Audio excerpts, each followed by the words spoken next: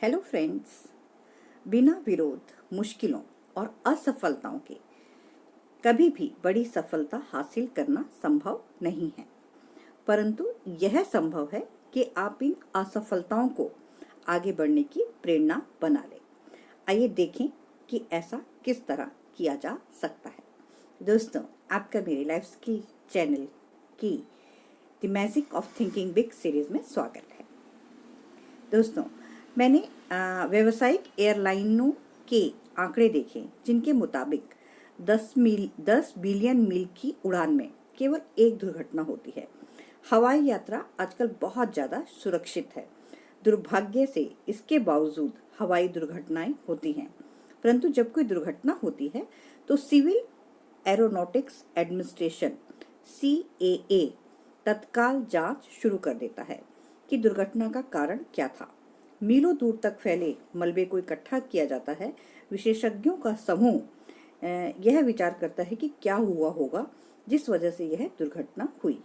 गवाह और मुश्किल से कभी किन्हीं केसेस में जिंदा बचे लोगों से बातचीत की जाती है। जांच कई हफ्ते, कई महीनों तक चलती है, जब तक कि इस सवाल का जवाब न मिल जाए कि यह दुर्घटना क्यों हुई। एक बार CAA को जवाब मिल जाता है तो तत्काल ऐसे कदम उठाए जाते हैं कि फिर कभी इस तरह की दुर्घटना न होने पाए। अगर दुर्घटना किसी तकनीकी खराबी के कारण हुई थी तो उसी तरह के दूसरे जहाजों में उस तकनीकी दोष को दूर किया जाता है। अगर कोई यंत्र दोषपूर्ण होता है तो उसमें सुधार किया जाता है। आधुनिक हवाई जहाजों में हजारों सुरक्षा यंत्र CAA की इसी तरह की जांचों के परिणाम स्वरूप तैयार हुए हैं। CAA के अध्ययन से हवाई यात्राएं पहले से ज्यादा सुरक्षित होती जाती हैं। असफलताओं से सीखने की प्रेरणा इसी को कहते हैं। डॉक्टर्स भी असफलताओं के सहारे बेहतर स्वास्थ्य और लंबे जीवन को सुनिश्चित करते हैं। अक्सर जब कोई मरीज किसी अनजान कारण से मरता है तो डॉक्टर यह जानने के लिए पोस्टमार्टम करते हैं कि उसकी मौत का कारण क्या था। इस तरह वो मानव शरीर की कार्यप्रणाली के बारे में ज्यादा जान पाते हैं और कई दूसरे लोगों की जिंदगियां बचा पाते हैं। और यही सफल फुटबॉल कोच भी करते हैं, जो जितने मैच हारते हैं उससे कहीं ज्यादा मैच जीतते हैं। वे भी अपनी टीम के साथ हर मैच का विश्लेषण करते हैं और खिलाड़ियों को उनकी गलतियां बताते हैं। कई कोच तो हर मैच की वीडियो फिल्म भी बनवाते हैं ताकि टीम अपनी आंखों के सामने अपनी गलत चालों को देख सके। इसका उद्देश्य होता है टीम अगला मैच बेहतर खेले।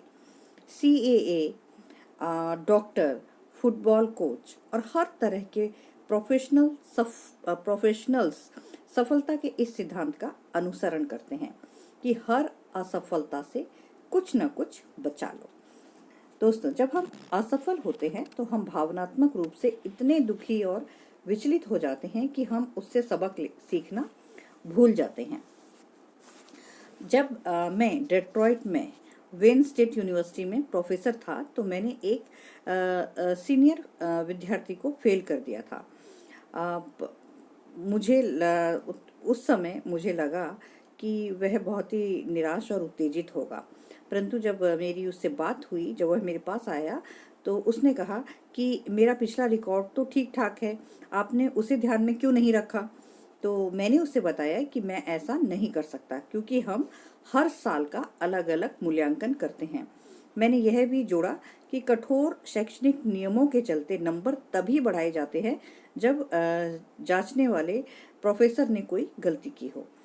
जब विद्यार्थी को यह पता चला कि उसके नंबर बढ़ने के सारे रास्ते बंद हो चुके हैं तो वह काफी गुस्सा हो गया और उसने कहा, प्रोफेसर, मैं आपको इस शहर के 50 लोगों के नाम गिना सकता हूँ जो बेहद सफल हैं, पर वे कभी कॉलेज नहीं गए, ना ही उनके पास कोई डिग्री है। ग्रेजुएशन की डिग्री का महत्व ही क्या है?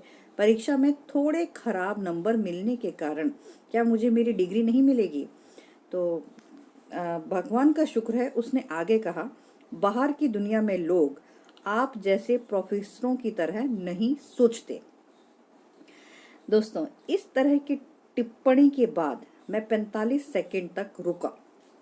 मैंने यह सीखा है कि जब आपकी आलोचना हो तो वाक युद्ध से बचने का एक अच्छा तरीका जवाब देने में देरी करना है।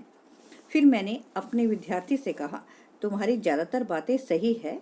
ऐसे कई बेहद सफल लोग हैं जिनके पास कॉलेज की कोई डिग्री नहीं होती या जिन्होंने डिग्री का नाम तक नहीं सुना, और यह तुम्हारे लिए भी संभव है कि तुम बिना डिग्री के जीवन में सफल हो जाओ। पूरे जीवन के हिसाब से देखा जाए तो तुम्हारे फेल होने का तुम्हारे जीवन की सफलता या असफलता से कोई सीधा संबंध नहीं है, परंतु फेल होने के प्रति तुम्हारे रवैये से बहुत फर्क पड़ता है। वह कैसे? उसने पूछा।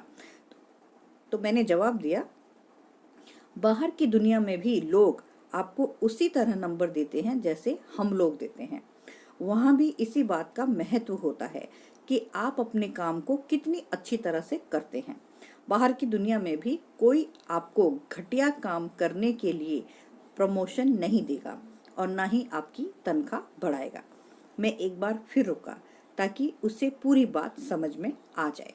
फिर मैंने उससे पूछा, क्या मैं तुम्हें एक सुझाव दूं?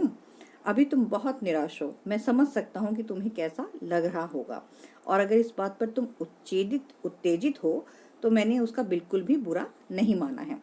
मैं तो बस इतना चाहता हूँ कि तुम इस अनुभव को सकारात्मक तरीके से लो। यह तुम्हें एक बहुत महत्वपूर्ण सबक सिखा सकता है।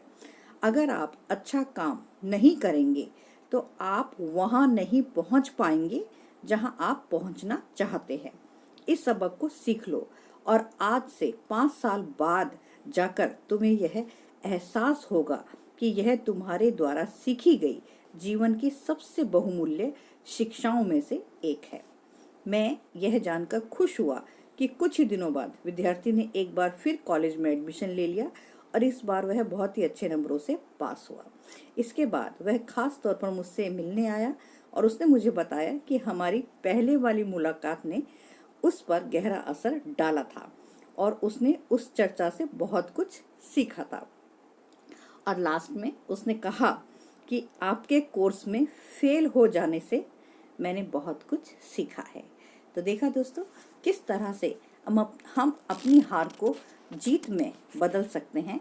कैसे कि अपनी असफलताओं से हम सबक लें, हम उस अपने फेलियर को ही उससे कुछ ना कुछ हम सीखें कि हम क्यों फेल हुए।